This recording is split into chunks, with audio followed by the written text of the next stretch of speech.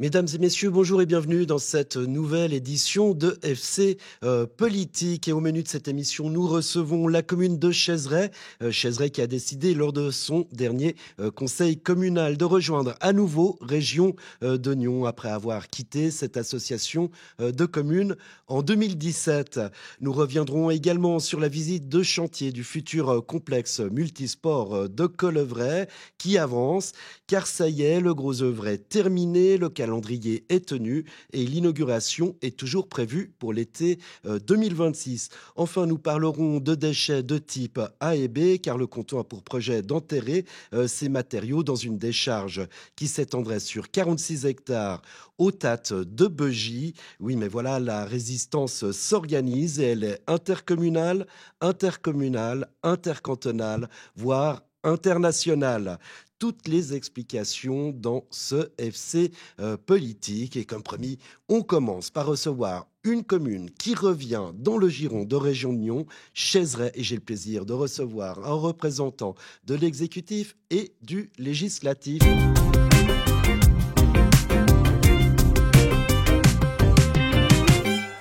Monique Lecatelli, bonjour, vous êtes la Bonjour à vous. syndic de la Merci. commune de Chaizeray et j'ai aussi le plaisir de vous recevoir François Matet. Alors vous êtes le vice-président du conseil communal, mais vous êtes aussi à l'origine de la motion qui signe ce retour dans cette association communale. Alors j'ai envie de savoir quels sont les avantages quand on a quitté une première fois Région d'Oignon de revenir, de quoi on se rend compte quand on a quitté Région d'Oignon et qu'on revient, quel est l'intérêt finalement? Alors bonjour. Donc c'est vrai que le conseil communal avait décidé en 2017 de quitter la région de Nyon. C'est une décision politique, c'est la démocratie. Mais par contre, d'un autre côté, on vit dans une région. Cette région s'est vraiment développée ces dernières années. Il y a des enjeux qui sont bien sûr communaux. Un conseil communal, c'est avant tout de défendre les intérêts de sa commune, mais les intérêts régionaux, c'est aussi la défense de notre commune. Donc, ça me semblait évident de réintégrer cette structure. Et c'est vrai qu'en 2024, au mois de juin, on a eu une présentation au sein du conseil communal de Région de Nyon qui sont venus présenter. Il y avait le secrétaire général et 2 membres du comité de direction qui ont vraiment expliqué leur travail. Et ça a vraiment montré un certain dynamisme, un certain engagement qu'ils avaient. Donc, je n'ai profité, en rebondissant, pour faire une motion. Voilà, on va revenir sur les points positifs, les retombées directes et indirectes, parce que effectivement, tout est très bien indiqué à Chaizeray. Donc, on a pu faire l'addition ou la soustraction de ce qui est Monique Lecatelli. Il faut rappeler le contexte de 2017. C'est la question de fond, c'est adhère-t-on au DISREN? Et puis, pour vos concitoyens, la question, c'est va-t-on augmenter les impôts communaux? Il faut rappeler que 2 ans après ce ferreur, il y a aussi, non, 2 ans avant, plutôt en 2015, il y a l'échec de la fusion AC-Boiron, avec là, de nouveau, la question de l'impôt communal. On rappelle quand même que Chaizeray, c'est une Oui. commune qui est assez riche et les concitoyens savent compter, on va le dire comme ça. C'est vrai, la période était très mouvementée avec le rejet de la fusion. Ça, c'était un premier problème. Ensuite, au niveau de Région de Nyon, la première législature qu'on a prise est arrivé le DISREN, le projet du DISREN qu'il fallait voter, qu'il fallait accepter. Le conseil communal l'a refusé. Pour une question financière, bien sûr. Ces points d'impôt sont coûteux. Chaizeray est une commune qui se porte bien, mais c'est vrai qu'on a eu des changements aussi avec des sociétés qui ont quitté la commune, des gros contributeurs qui ont quitté, des personnes morales qui ont quitté la commune. Ça a donné un petit peu des sueurs froides à beaucoup. Et c'est clair que la question de l'imposition est un argument qui porte. Et là, qu'est-ce qui a changé finalement? Qu'est-ce qui a changé? Alors bon, le DISREN a été refusé et l'année suivante, le conseil un conseiller a décidé de déposer une motion. Seul contre tous, il a réussi à faire passer. Il a réussi à faire déposer une motion demandant à la municipalité de faire le nécessaire pour se retirer, pour quitter Région de Nyon. Cette motion, on avait une année pour préparer le préavis. Et, malheureusement, il a été accepté et nous avons dû quitter Région de Nyon à partir du 1er janvier 2020. On n'était plus actif dans Région de Nyon. Voilà. Alors, jusque-là, oui. Si. Jusque-là, voilà, c'était une question d'argent. Qu'est-ce qui a changé comme paradigme? Est-ce que ça fait moins peur finalement d'avoir peut-être des points d'impôt qui partent dans une association de communes? Il faut dire aussi que la municipalité était navrée parce que c'était pas du tout l'idée de la municipalité de quitter Région de Nyon. Nous considérons que la commune fait partie d'un district de 47 communes. On profite de pas mal d'infrastructures qui sont faites sur le plan général. Et par solidarité, il était important qu'on fasse partie du groupe du district, de toutes les communes du district de Nyon. Voilà, ça c'est aussi un message un peu politique. Hein. Ensemble, on est plus fort.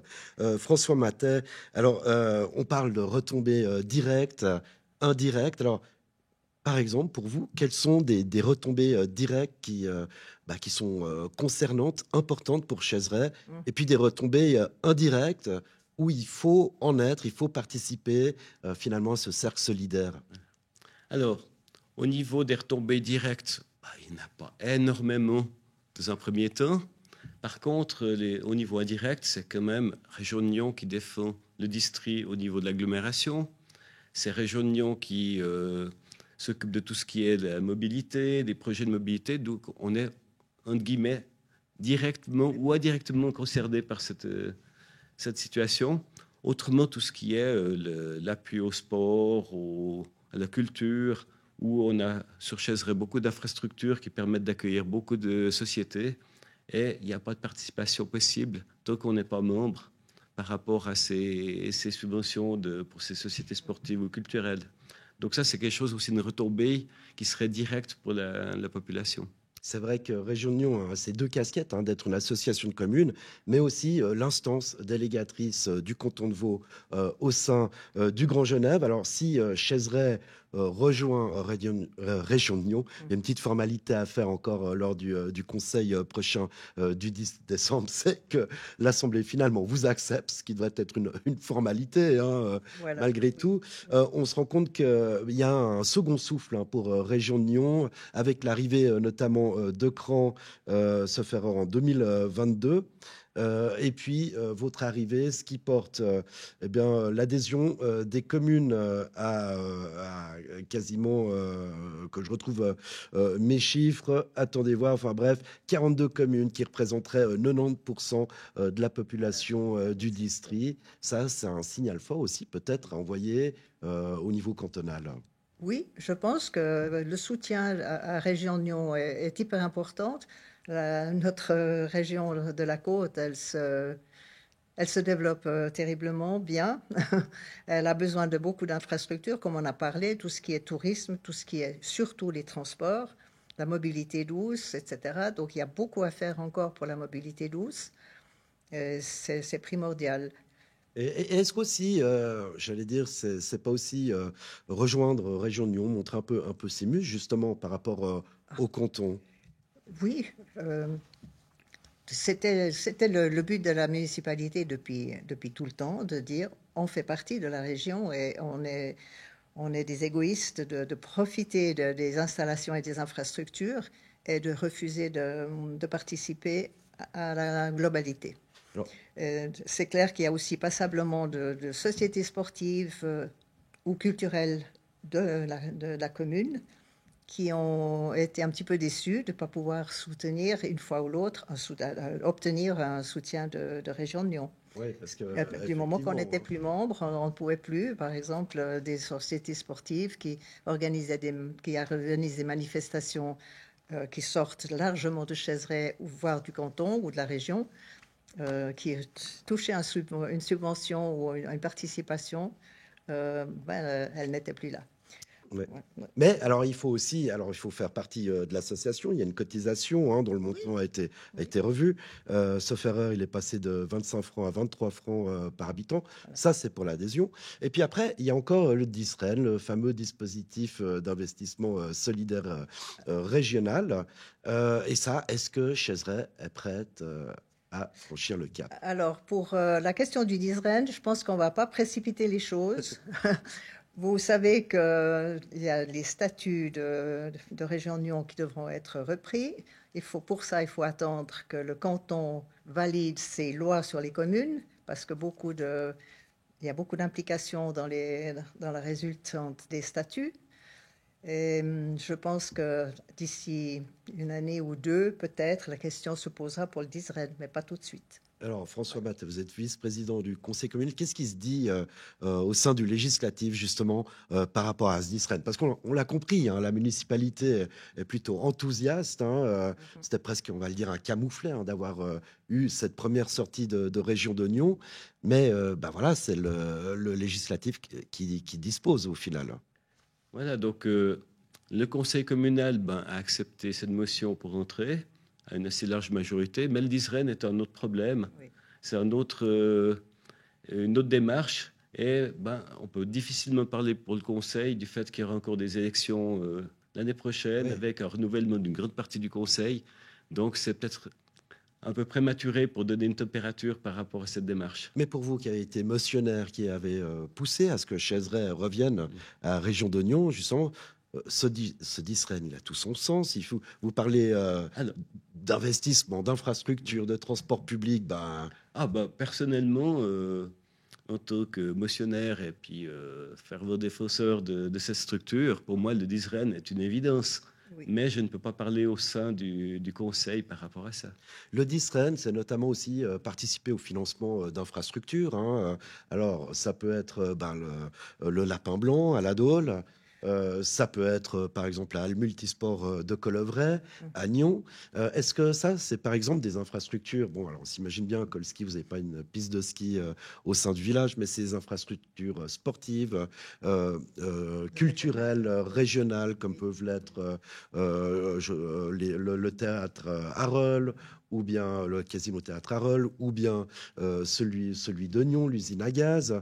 Est-ce que ça, ce sont des choses qui sont concernantes pour les habitants de Chaiseray, dans le sens, sont-ils utilisateurs, soit en tant que membres de clubs sportifs, soit en tant que spectateurs, finalement? Oui, je pense que c'est important. Et d'ailleurs, la municipalité, malgré que la commune de Chaiseray ne soit pas membre de Région Nyon, nous avons quand même continué à soutenir épisodiquement NRTV, par exemple, l'usine à gaz, la maison du vin, etc. Et évidemment, le PPA de la Dôle, avec les travaux qu'il y a à faire avec le Lapin Blanc, on est partie prenante aussi pour participer dans un réseau du DISREN B. Voilà. Mais disons que on est hors d'Israël, mais disons qu'on a accepté de participer à raison de temps par habitant. Quelle va être est-ce qu'il y aura une patte de Chaiseray au sein de Région Nyon? Est-ce qu'il y a des sujets que la commune souhaite défendre, peut-être parce qu'elle en a besoin, tout simplement? On n'a pas de projet, grand. Mais la vision politique de Chaiseray pour intégrer cette mosaïque. Pour intégrer le DISREN, vous pensez? Non, je pense d'une manière générale. Qu'est-ce que vous avez envie d'en retirer, finalement? Il y a plein de développements que, de toute façon, Chaiseray doit faire au niveau communal. Et au niveau régional, du moment qu'on rentre dans Région Nyon, on va participer aussi. Au niveau communal, il y a plusieurs projets. C'est clair que la finance jouera toujours un rôle dans la réalisation des projets. Mais nous avons tout un aménagement d'une zone d'utilité publique pour le bien-être des habitants. Un autre terrain de sport qui est en préparation aussi pour le printemps prochain. Vous savez qu'on doit rejoindre aussi la station d'épuration de Nyon. Donc, au niveau de la STEP, on a aussi des projets. Voilà. Donc tout est interconnecté. Et Tout là, est interconnecté. Et puis au niveau communal, purement, nous avons nos bâtiments communaux, toute la question d'économie d'énergie, d'isolation, de panneaux photovoltaïques, etc. On connaît le problème. Donc petit à petit, tout ça, ça va se mettre en place. Ça, c'est clair, et doit se mettre en place. alors ça, c'est les gros enjeux de la C'est future oui. législature. Oui. Après 3 législatures, vous avez décidé de ne pas vous représenter, c'est ça? Alors non, je pense que j'ai fait pas mal de temps dans la commune. J'apprécie beaucoup le travail, mais disons que c'est peut-être le moment aussi de laisser la place à Le d'autres défi personnes. qui attend Chaiseray après, en 2026, à partir de 2026, c'est lequel, hein? Le défi, peut-être le design, et puis après le développement, continuer le développement de la commune, d'avoir des projets, de grands projets. J'en ai énuméré plusieurs qui vont se réaliser dans la législature prochaine, donc à voir avec Il y a les du prochains. travail pour le futur Il y a du travail. exécutif. Il y a du travail. François Matet, vous représentez peut-être au sein du législatif ou de l'exécutif, hein? Alors, peut-être pas l'exécutif, question de temps, mais le législatif, encore volontiers une législature, c'est pas un problème. Et pour vous, le principal défi qui attend Chaiseray? Alors, quels sont les défis exacts? C'est d'avoir une harmonie au sein des relations exécutives-législatives, C'est primordial. et ça permet de pouvoir avancer ensemble pour faire justement répondre aux attentes de la société et de nos Fusion habitants. AC-Boiron, ça serait de nouveau dans l'air? Alors, ça c'est de nouveau une question qui serait intéressante, mais je crois que c'est peut-être un peu prématuré de repartir. Les cicatrices de l'ancien... Ils sont encore là. de l'ancienne votation et du résultat sont peut-être encore un peu trop là. Donc, je pense que ça serait urgent d'attendre, mais ce sera un très beau projet. D'accord, donc peut-être une future motion que vous pourrez déposer une fois que Chaiseray aura rejoint Région de Nyon et puis le DISREN. Voilà, exactement. Il y a des projets, il y a des étapes à respecter. Et je pense qu'il ne faut pas brûler toutes les étapes. Question fusion, ça sera certainement pour un petit peu plus tard. Mais ça reviendra sur la table. Mais ce n'est pas sur la table enfin, pas chez nous pour l'instant en tout cas. Oui, voilà, pas chez nous. Ben voilà, Monique Lecatelli, syndic de la commune de Chaiseray, et François Matet, vice-président du conseil communal de cette même commune de Chaiseray. Merci beaucoup d'être venus sur le plateau de FC Politique pour nous parler de cette adhésion qui sera formalisée le 10 décembre prochain lors du conseil intercommunal de région de Nyon. Merci. Merci à vous. Et le Merci à sujet vous. qui suit risque peut-être de vous intéresser également, puisque l'on part à Colevray. Colevray, lundi, c'était visite de chantier pour la municipalité. Ça y est, le gros œuvre est terminé. L'imposante charpente est au-dessus du bâtiment qui accueillera cette halle multisport. On regarde le sujet et on revient après. On est pratiquement en phase de fin du gros œuvre, c'est-à-dire la charpente est posée et la municipalité a pu se rendre compte des volumes impressionnants que représente ce bâtiment. Qu'est-ce qu'elle comprend? Donc elle comprend toute la structure en bois vertical, la structure horizontale, les grosses pannes que vous avez vues, les poutres, et le panneau CLT qui vient par-dessus pour contrevolter le tout. C'est des portées de 32 mètres de long, les hauteurs entre 9 mètres et 12 mètres de haut à peu près. Puis au niveau des sections, c'est du 20 par 30 à peu près. C'est des grosses sections. C'est vraiment un moment qui est impressionnant. En fait, on a travaillé depuis de longues années sur des plans, avec des discussions sur des détails, de comment on va articuler telle salle avec telle salle, comment sera le parvis, comment sera la salle, les gradins, et tout d'un coup de voir émerger du sol la salle telle qu'elle va vraiment exister à la fin, c'est quelque chose qui est très émouvant. C'est le deuxième chantier le plus important que la municipalité confie au service d'architecture en termes de francs. Par contre, je pense que, autant pour la ville de Nyon, c'est le chantier le plus important puisque c'est quand même un bâtiment qui va marquer l'entrée de la ville. Alors que le COSI, malheureusement, est un peu masqué par les bâtiments privés. J'ai particulièrement été impressionné aujourd'hui en découvrant le parvis côté Jura. On voit tout le potentiel que ce parvis aura pour les événements qui se dérouleront aussi à l'extérieur de la salle. Mais de manière aussi très concrète, c'est de découvrir ce volume quand on entre dans la salle principale et qu'on imagine qu'il y aura 2000 spectateurs présents et une foule en délire pour animer ce lieu. On s'en réjouit énormément. À partir de l'année prochaine, on sera en phase de seconde œuvre, c'est-à-dire qu'on va commencer à monter les cloisons à l'intérieur, à faire les finitions, les parois, les revêtements de parois, etc. En seconde œuvre, c'est particulièrement le CVC, la chauffage, ventilation, l'électricité, tout ce qui est aussi maçonnerie intérieure, voire peinture et plâtrerie. Il n'y a pas eu d'imprévu sur ce chantier pour le moment. On n'a pas de retard non plus par rapport au planning initial. On n'a pas encore exactement dessiné ce qu'on allait faire pour cette inauguration, mais ce qui est clair, c'est qu'on a envie que ce soit un moment de fête et que ce soit un grand événement, puisque cette salle sera un élément essentiel dans les infrastructures sportives de la ville pour les clubs et aussi pour le public. Voilà un moment de fête qui est prévu pour l'inauguration de ce bâtiment qui sera emblématique pour Nyon. Tout ça sera dévoilé cet été 2026 et l'on passe désormais à ce projet de type A et B au TAT de Beugy avec la résistance qui s'organise. Et pour en parler...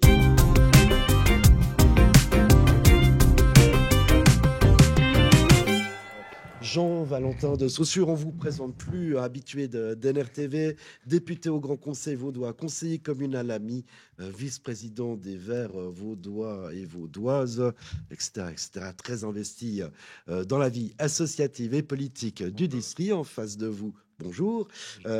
Bonjour également à vous, Roy Doubary. Bonjour. Alors, également membre sauf erreur du conseil communal de Coppet. C'est exact. Du législatif, donc, et puis surtout président de cette association Éco Laversois qui organise cette résistance internationale face à qui un envahisseur qui s'appelle les déchets de type A et B.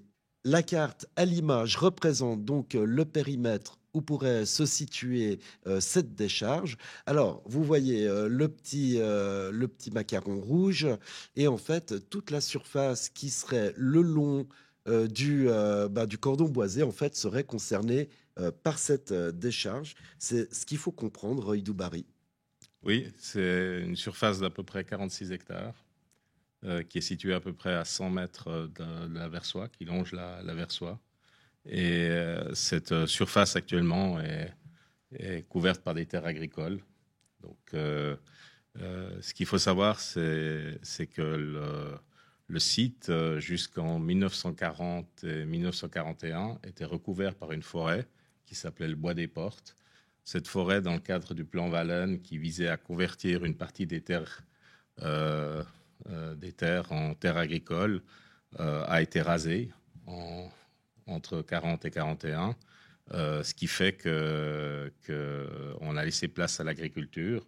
Et puis maintenant, on envisage, quasiment 80 ans après, d'en faire une décharge. Ouais, c'est un retour en arrière, hein, on peut le dire. Un petit chiffre, hein, comme ça, vous parlez de 46 hectares. Alors moi, j'ai fait le calcul, juste que ça représente, par exemple, en parking, pour parquer des voitures. Alors, sur un hectare, on peut parquer 400 voitures. Imaginez-vous qu'il serait possible de stocker 18 400 voitures sur cet espace de 46 hectares. Alors évidemment, comparaison n'est pas raison, vu que ces déchets seraient enterrés. Jean-Valentin de Saussure, on parle de déchets de type A et B. Peut-être faut-il comprendre ce que sont ces déchets. Oui, alors effectivement, on a plusieurs types de déchets. Les matériaux A, c'est des déchets, c'est des matériaux terreux non pollués. Alors que les matériaux B, on va pouvoir avoir des restes d'amiante, on peut avoir des restes d'autres déchets aussi qui s'ajoutent. Donc, c'est des matériaux qu'on dit peu pollués ou faiblement pollués selon la définition, mais en pratique, on est quand même dépendant du tri des déchets par les entreprises de construction. Et en faisant l'enquête sur le terrain, par exemple, dans d'autres décharges qui existent aujourd'hui, on voit que finalement, il y a quand même un peu de plastique, il y a quand même d'autres déchets qui peuvent s'ajouter. Et c'est là où ça devient problématique, parce que justement, on peut avoir ce qu'on appelle le jus de décharge ou le lixivia qui, normalement, est contenu parce qu'on prévoit, on planifie ces décharges pour qu'elles soient plus ou moins imperméables, mais on voit quand même que dans certains cas, ce jus de décharge peut s'échapper. Et puis là, surtout, on a un problème qui est qu'en fait, on a une déclivité de 16 à 20 mètres environ entre la route de la Bran-Vaude, à proximité de laquelle se trouverait la décharge, et puis les marais de la Versoix. Donc c'est pour ça qu'on s'inquiète finalement des risques pour la nature et la biodiversité à cause des pollutions potentielles liées à cette décharge. Voilà, justement. Alors, stocker des bouts d'amiante, des bétons ferrés, des matériaux de construction, alors c'est pendant 10 ans, mais vous, effectivement, comme vient le dire Jean-Valentin de Saussure, il y a tout ce côté du biotope qui est important, et puis c'est la base de votre combat. Comme on va le voir sur les images que vous nous avez fournies, alors la résistance s'organise, je le disais, internationale, communale, cantonale, intercantonale, entre la France, la Suisse. Vous avez des députés vaudois, mais également des Genevois, des politiciens genevois, des associations françaises et votre association. La commune de Versoix, les communes françaises riveraines, d'Yvonne, Grilly, Sauverny, pour lesquelles on a récemment organisé une séance d'information qui était assez stupéfaite de ce projet qui est quasiment à leur porte, quoi. Qu'est-ce que ça représente, la Versoix, en fait, en tant que rivière? C'est quoi comme rivière? Décrivez-la nous. La rivière, elle prend sa source en France, hein, elle s'appelle la Divonne, et en traversant la frontière, elle devient la Versoix. Donc, pour les Français, ils connaissent ça sous le nom de Divonne, et les Suisses connaissent ça sous le nom de la Versoix. La Versoix fait l'objet, au cours des 30 dernières années, d'efforts de renaturation de la part du canton, de la part de la Confédération. Il y a plusieurs dizaines de millions qui ont été investis dans cette renaturalisation. Donc, la Versoix a vraiment fait l'objet d'une attention tant au niveau cantonal genevois qu'au niveau fédéral. La Versoix se déverse dans le lac. Ce qu'il faut savoir, c'est à peu près 80% de l'eau potable qui est consommée dans la région provient du lac. Donc, si la Versoix fait l'objet d'une pollution, automatiquement, il y aura une répercussion dans la qualité des eaux. Oui. Même si les stations de pompage, de captage, de filtration, etc., font qu'il y a quand même un certain nombre de contrôles qui sont faits pour éviter toute pollution dans le réseau d'eau. Voilà, puis comme on l'a vu sur les images juste avant, elle a déjà été polluée, notamment, sauf erreur, par les travaux préparatoires. Donc, le 29 septembre, on a signalé auprès du 118, à la centrale d'engagement à Lausanne, qu'il y avait un liquide blanchâtre qui s'écoulait dans la Versoix. Donc, l'association des pêcheurs genevois aussi est intervenue auprès des différentes instances. Le garde-pêche et garde-faune ont été alertés, qui dépendent de la Direction générale de l'environnement. Donc, mais ça c'est lié à ce projet de décharge ou pas? Non, c'est lié aux travaux de la route. D'accord. Mais on a affaire au même conglomérat d'entreprises dont fait partie le futur exploitant de la décharge. Alors, je ne sais pas s'il y a un lien ou une cause directe ou indirecte, mais on se pose un certain nombre de questions quand même. La route, justement, alors ça, c'est important parce que, bon, cette décharge, on a envie de vous dire, si on a envie de vous rencontrer, elle est là pour 10 ans, elle va être enterrée à 9 mètres sous terre, on va tout remettre bien propre en ordre à la fin de cette exploitation, on va renaturer à nouveau, mais vous, ça ne vous convainc pas, quoi, en fait. Non, parce que, de toute façon, ces terres qui sont dédiées à l'exploitation agricole, à l'issue de l'exploitation de la décharge. Elles sont stériles Pardon ? Elles sont stériles Non, puisqu'elles sont sur une ancienne forêt. Donc, j'ai discuté avec un ingénieur forestier qui m'a dit que c'était des terres de très bonne qualité. Donc, je ne pense pas qu'on ait affaire à des non, mais je veux dire, après c'est... je crains que oui, puisque le dénivelé dont a mentionné Monsieur de Saussure sera assez relativement important et qui rendra l'exploitation de ces terres par des moyens mécanisés très, très difficile. Parce qu'on aura des conditions qui vont s'apparenter à une agriculture de montagne. Ah oui, effectivement, ça change avec, un petit peu. Donc la remise en état du terrain telle qu'elle est projetée ou promise fera que les conditions d'exploitation au niveau agricole seront très difficiles. Voilà, puis pendant ces 10 ans, vous dénoncez aussi le nombre de camions qui pourraient venir, qui se répercuteraient sur les routes à côté. 65 camions par jour, ça représente à peu près 130 mouvements de camions sur les routes qui sont déjà surchargés du matin au soir. Et puis, on est justement, alors on parlait de la route de la Bravo, là en train de faire en sorte, par exemple, que les crapauds puissent les traverser. C'est toute une question de biotope. C'est pour ça, c'est vraiment votre fibre verte qui vous donne envie de vous engager et de porter ce combat. Ah mais oui, complètement. Enfin, moi, je m'oppose effectivement à ce projet de décharge à cet endroit précis parce que je pense que d'un point de vue de la biodiversité, d'un point de vue écologique, il est très mal choisi. On est entre deux sites qui sont inscrits à des inventaires fédéraux, les marais de la Versoix et les marais du Grand Bataillard. On a un corridor faunistique avec le cerf qui descend depuis le Jura, qui traverse l'actuel territoire où serait la décharge pour se rendre au bois de Porte qui est de l'autre côté de la route.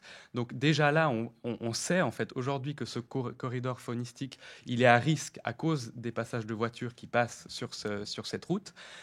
Donc avec des camions en plus, avec une décharge, on viendrait vraiment mettre à mal aussi ce corridor faunistique-là.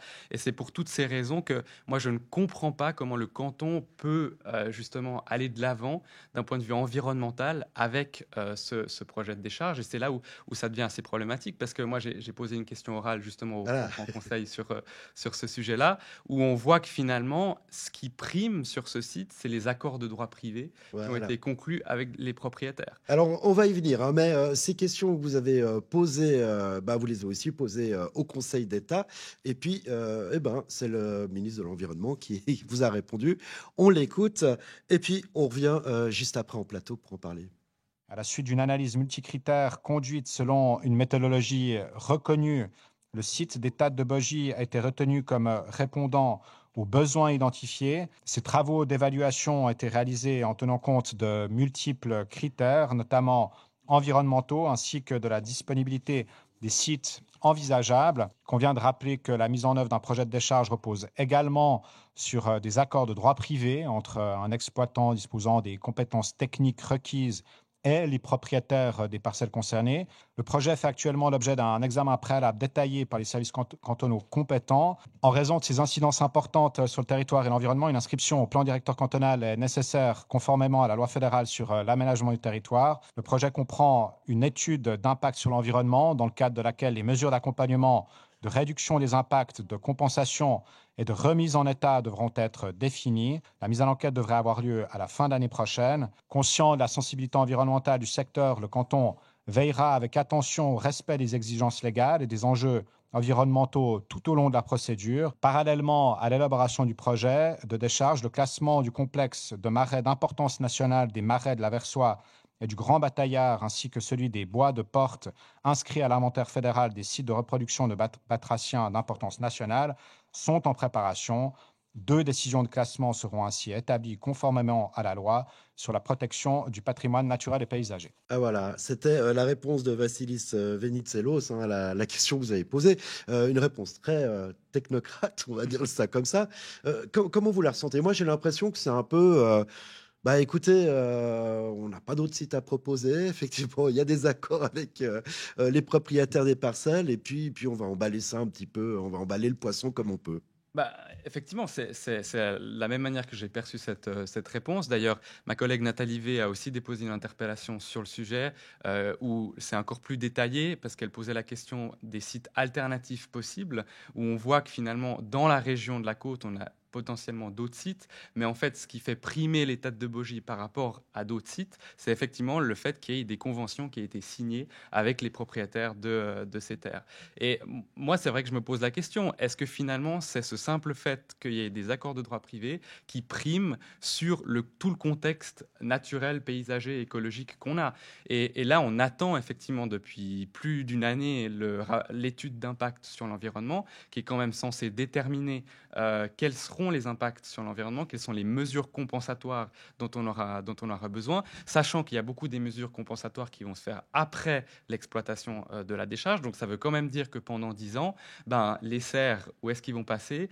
Les batraciens, les crapauds, justement. On a prévu des passages à batraciens avec la rénovation de la route de la Bramvaude, le crédit qui a été voté par le Grand Conseil. Est-ce que finalement on les fait passer pour qu'ils arrivent dans une décharge? C'est quand même pas le but. Ouais. Donc voilà, moi, je trouve qu'au niveau du choix de ce site, on se pose vraiment beaucoup de questions. Et puis, c'est pour cette raison que je m'oppose à ce projet. Alors, le choix des sites, on va y revenir tout de suite parce qu'il y a effectivement des alternatives. Roy Doubary, c'est qui les propriétaires finalement de cette parcelle? Alors, il y a plusieurs types de propriétaires. Il y a beaucoup de petits propriétaires, je crois à peu près une dizaine. Sur un des propriétaires, une petite révélation qui va vous surprendre, c'est l'État de Genève. Ah ben voilà, une information. Voilà. Donc l'État de Genève a signé une convention avec le futur exploitant de la décharge et on peut supposer qu'une partie des déchets viendra du canton de Genève. D'accord. Et les autres propriétaires, c'est des communes Des propriétaires privés. Tous sont Pour la plupart, oui. Il y a Ok. une fondation aussi qui est propriétaire, la fondation Fragmid, qui a quelques terrains aussi. Et vous avez essayé de les rencontrer, ces propriétaires? Alors, on n'a pas de contact direct avec eux. On sait qu'à l'époque, ils avaient signé une convention pour des déchets A. Et il n'avait jamais été question de déchets B. Alors, on voit qu'au fur et à mesure que le projet a avancé au cours des 10 dernières années, donc il faut remonter un peu à 2014, donc date de la signature de ces conventions. Donc, la convention qui a été signée avec l'État de Genève date de 2014 et la plupart des autres conventions ont été signées aussi à ces dates-là, mais pour des déchets A. Donc, les propriétaires, en fait, en toute bonne foi, ont signé pour des déchets A, mais pas pour des déchets B. Au cours des 10 dernières années, le projet a évolué vers une proportion de déchets B qui avoisine à peu près 40% actuellement. D'accord. Donc, c'est quasiment la moitié qui seront constitués de déchets B. À l'insu du plein gré des propriétaires. Voilà, c'est ce que vous exactement. dites. Donc, ils n'ont pas tous été informés et certains sont un peu mécontents de l'évolution des choses. Alors justement, hein, les alternatives, parce qu'apparemment, bon, le canton a réussi à faire passer la pilule auprès de 10 propriétaires. C'est comme ça que... Alors, c'est pas le canton. Hein. Ouais, Il faut savoir, c'est que c'est Ouais, l'exploitant qui a demandé une l'entreprise autorisation. privée, en l'occurrence dans ce cas-là, Ronqui, qui va voir les propriétaires, qui va signer des conventions pour avoir accès à un terrain. Et c'est là où la méthode, elle est quand même questionnable. C'est parce qu'on n'a pas d'appel d'offres public formellement qui se fait pour ces décharges. Donc, c'est vraiment une entreprise privée qui essaye d'obtenir un terrain avec un ou plusieurs propriétaires et puis qui après entreprend la procédure et les démarches auprès du canton pour obtenir une sorte de concession pour exploiter cette décharge. D'accord, en gros, ce que vous dites, c'est je suis une entreprise, je suis dans le business du retraitement des déchets. Voilà. Je me dis, ah bah tiens, je vais faire une décharge de type A et B.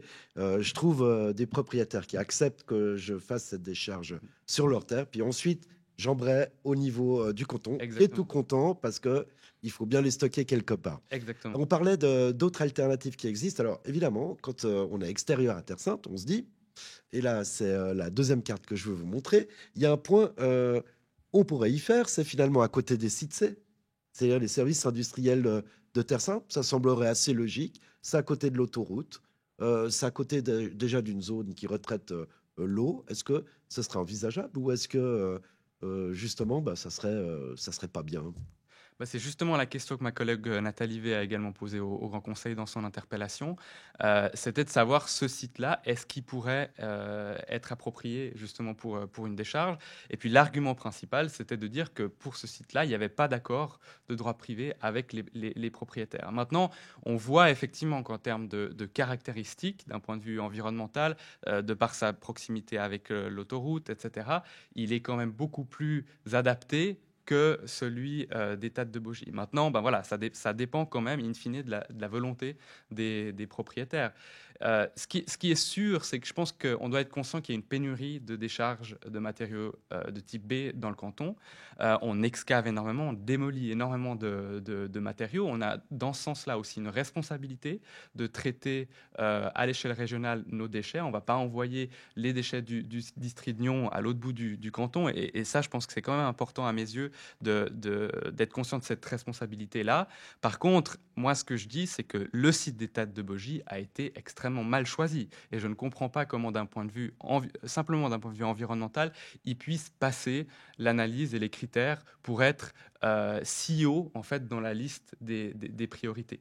Donc, au final, je pense qu'effectivement, il faudra faire en sorte que le canton revoie sa copie par rapport au contexte du site, qu'on trouve un autre site qui soit plus adapté et qui permettent finalement d'accueillir ces déchets.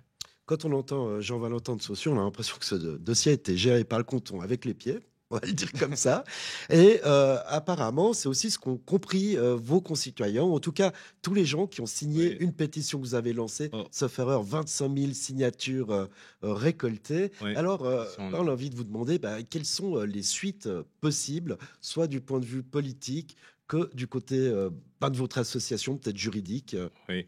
Avant peut-être de répondre à cette question, concernant le choix de l'analyse multicritère qui a été faite, qui est évoquée par le conseiller d'État dans sa réponse, on ne sait pas sur quelle méthodologie repose ce choix multicritère. Donc on a beaucoup de peine à avoir des informations précises sur ce qui a fait que le site d'État de Bogie a été choisi. Parce qu'il a été proposé par Ron, qui apparemment... Oui, voilà, parce qu'il y a eu un accord il y a 10 ans en arrière avec un certain nombre de propriétaires. À l'heure actuelle, qu'est-ce que vous pouvez faire ? Alors, il y a eu une phase de consultation publique jusqu'au 19 septembre qui a été faite pendant la période estivale, sans prévenir personne, donc de manière un petit peu transparente, on dira ça comme ça. Et cette consultation publique a fait qu'on a mobilisé à la fois l'ensemble des communes, les communes riveraines de France et du canton de Genève. Et on a eu un certain nombre de communes qui ont entrepris des actions dans le cadre de cette consultation publique. Donc on a généré à peu près 400 réponses. Qu'est-ce que vous espérez obtenir ? Que le canton renonce à ce projet ? Oui, je pense, comme l'a dit M. de Saussure, je pense qu'il faut... Qu'il le déplace. Qu'il choisisse un site plus adéquat. On est dans une zone faunistique, proche d'une rivière qui est d'importance nationale, intercantonale en tout cas, et qui mérite, dans une zone située dans 4 inventaires fédéraux, comme ça a été mentionné précédemment. Donc, il faut absolument préserver ce site qui est exceptionnel en termes de faunistique, d'environnement. Et l'autre question qui se pose, on va faire disparaître 46 hectares de bonnes terres agricoles. Pour quelle raison et pour quelle justification je pense qu'effectivement, il y a des sites qui pourraient être plus appropriés que celui-ci. D'accord. Ça fait aussi. Et on a une autre problématique également qui est le besoin de cette décharge qui, d'après nos estimations, n'est pas avéré et pas justifié. Alors là, il y a quand même une petite dissonance entre vous et Jean-Valentin de Saussure, mais sur le fond, vous êtes les deux d'accord de ne pas vouloir cette décharge, en tout cas à cet endroit.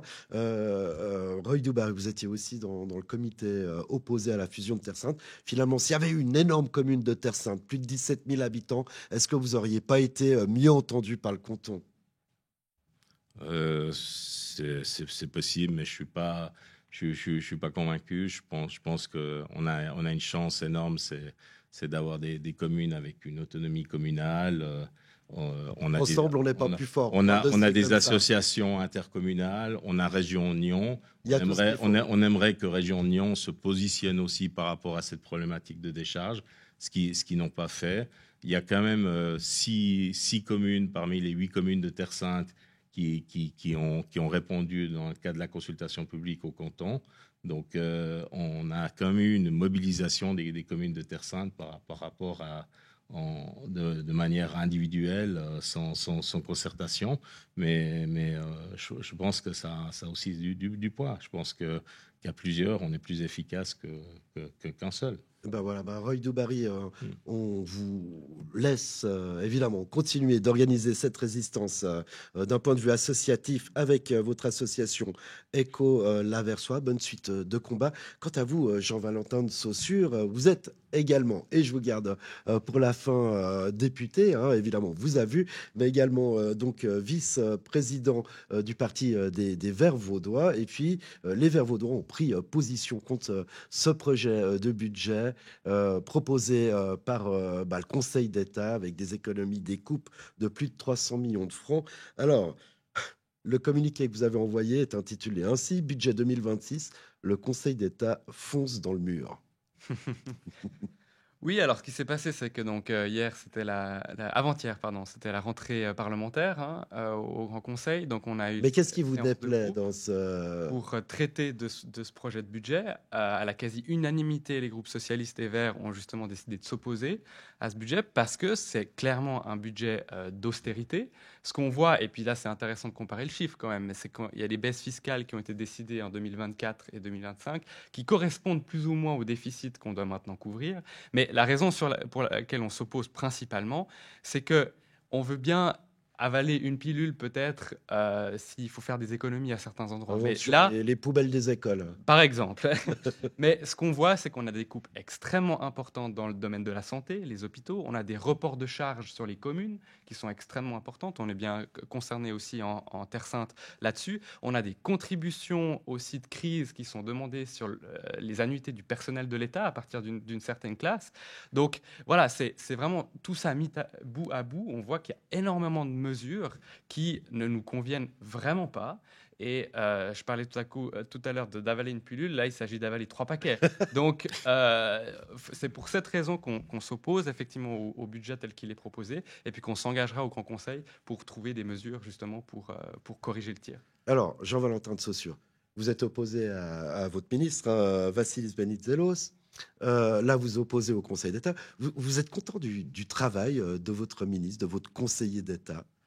Ah oui, alors sur le travail de notre conseiller d'État, ça, j'ai rien à dire. Et je pense même sur le projet de décharge. Oui, peut-être. Sur le projet de décharge, peut-être. Okay. Même si, quand même, on parle d'un projet qui remonte à 2014. Oui. Donc, il est arrivé en 2022. Il faut quand même le rappeler. Et puis, il fait partie d'une minorité. Je rappelle quand même qu'on a 3 sur 4. Voilà. 3 sur 7. 3 sur 7. Donc, voilà, ce qui est proposé comme budget, c'est le résultat de la majorité qu'on a aujourd'hui au Conseil d'État. Donc, moi, je soutiens évidemment le travail qui est fait par notre ministre, notre conseiller d'État vert, qui essaye tout de même, dans cette crise de faire ce qu'il peut. De faire ce qu'il peut. Enfin, et je pense qu'au niveau du canton, on a une crise budgétaire, mais on traverse aussi une crise au niveau du gouvernement, avec Madame Ditli, avec l'histoire du bouclier fiscal, etc. Et je trouve ça vraiment dommage parce que ça empêche de se concentrer sur les dossiers importants qui comptent pour les Vaudoises et les Vaudois. Et ben voilà, ça sera le mot de la fin et je sens que les débats en plénière sur le budget vont être acharnés. On y reviendra très prochainement, Jean-Valentin de Saussure, Roy Doubaroui, pour cette lutte contre cette future décharge de type A et B au tas de doigts. Merci d'être venu sur le plateau de FC Politique. On a fait une très longue émission, mais très intéressante. On se retrouve très prochainement pour une nouvelle édition de FC Politique. D'ici là, restez sur NRTV. Alors à bientôt.